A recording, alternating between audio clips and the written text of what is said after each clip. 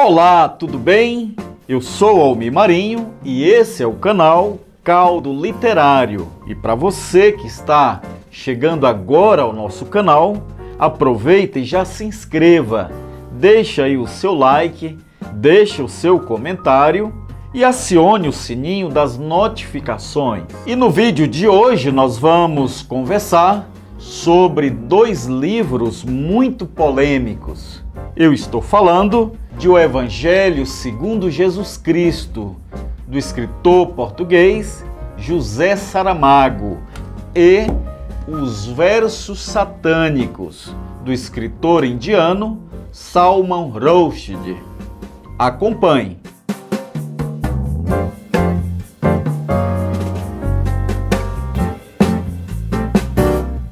O Evangelho segundo Jesus Cristo foi publicado pela primeira vez em 1991. Aqui no Brasil já tivemos várias reedições e essa é a última edição publicada no Brasil pela editora Companhia das Letras. A caligrafia aqui da capa é de autoria do fotógrafo brasileiro Sebastião Salgado. Para quem ainda não conhece o escritor José Saramago, ele nasceu em 1922 na província do Ribatejo, em Portugal. Mas antes de se dedicar à literatura, o Saramago exerceu diversas profissões, dentre elas a de serralheiro, desenhista, funcionário público, editor e jornalista. José Saramago também foi laureado com o Prêmio Nobel de Literatura em 1998. Inicialmente eu quero adiantar que para você ler o Evangelho segundo Jesus Cristo, você precisa estar totalmente desarmado ideologicamente, do ponto de vista religioso, porque essa obra é uma obra de ficção e sem a menor pretensão do sagrado. O José Saramago, ele reconta aqui a história sobre a vida de Jesus Cristo, que vai ali do seu nascimento até a sua crucificação. É uma história que todos nós conhecemos, de cor e salteado. O que difere da construção teológica, da narrativa bíblica acerca de Cristo, é a perspectiva em que o Saramago reescreve essa história, humanizando Cristo, a crítica mordaz que ele faz à religião e ao ser humano. Veja um pequeno trecho do livro. O filho de José e Maria nasceu como todos os filhos dos homens, sujo do sangue de sua mãe, viscoso das suas mucosidades e sofrendo em silêncio. Chorou porque o fizeram chorar e chorará por esse mesmo e único motivo. Quer dizer, a história do filho de José e Maria é uma história que todos nós conhecemos, mas aqui a narrativa do Saramago ganha outra dimensão. É um texto de uma extraordinária beleza.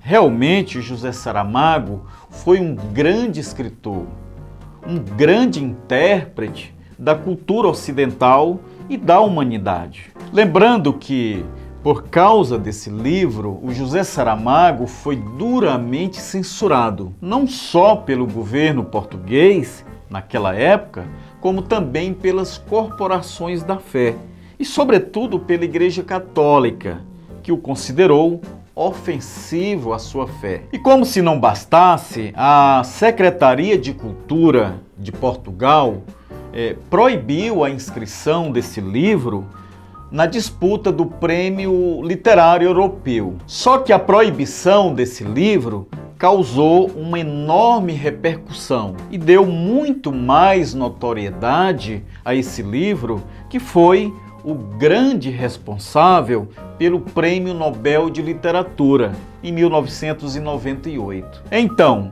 nós vamos encontrar aqui um Cristo absolutamente humanizado. E por outro lado, nós temos um Deus vingativo, egoísta que não poupa o seu próprio filho da crucificação. Não é necessário muito spoiler, porque a trama é a mesma. É a trajetória de Jesus em seus 33 anos de vida, que começa ali com a gravidez de Maria, sendo que Jesus é um dos 9 filhos que José e Maria tiveram ao longo da vida. O Evangelho segundo Jesus Cristo é um livro super interessante. Eu confesso que é um dos melhores livros que eu já li em toda a minha vida. Eu super recomendo. Fica aí a primeira dica de leitura. E agora nós vamos falar de Os Versos Satânicos, do escritor indiano Salman Rushdie. O Salman Rushdie, ele é um escritor de origem muçulmana, indiana. Ele nasceu em 1947 em Bombay, na Índia. Os Versos Satânicos foi editado em 1989 e a sua narrativa se desenvolve na Índia e na Inglaterra. E esse título, Versos Satânicos, se refere a alguns versos do Corão. Então, quando esse livro foi publicado, o líder supremo do Irã, o Ayatollah Khomeini, decretou a execução do Salman. Esse livro ele provocou a ira dos muçulmanos em várias partes do mundo, de modo que o escritor Salman Rushdie ele teve que se refugiar. Ele mudou lá para Londres, na Inglaterra, e passou a viver sob proteção policial. Agora, convenhamos, foi uma atitude muito corajosa do Salman, em nome da liberdade de expressão, escrever esse livro criticando o islamismo. De modo que, até hoje, os muçulmanos consideram esse livro uma blasfêmia contra Alá e contra Maomé.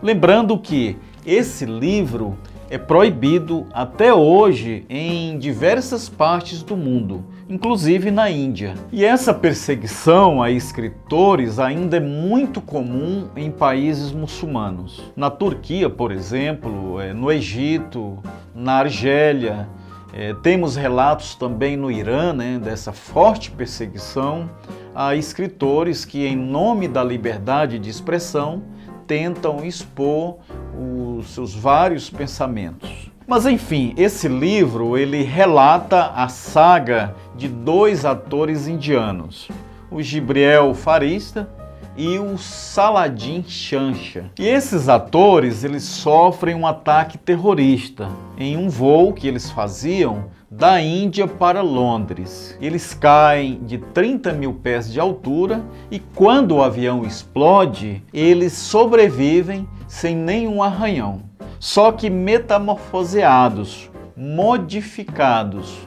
Um se transforma em diabo e o outro em anjo. Quer dizer, nós temos aqui 2 protagonistas antagônicos que sobrevivem à queda do avião, graças à interferência divina. Mas voltando ao título do livro, Os Versos Satânicos, é que, segundo a lenda, o profeta Maomé teria sido enganado pelo diabo, que teria sussurrado versos que depois foram incorporados ao Corão. E Maomé, percebendo o erro, depois teve que retratá-los. Então, as reações que esse livro causou, inclusive o pedido de morte do Salman e dos seus editores também, só aumentou a relevância dessa obra.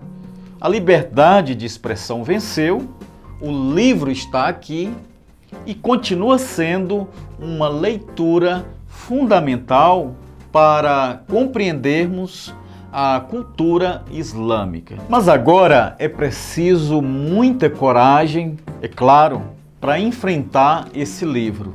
São mais de 500 páginas. É um livro muito denso. Não é uma leitura muito fácil.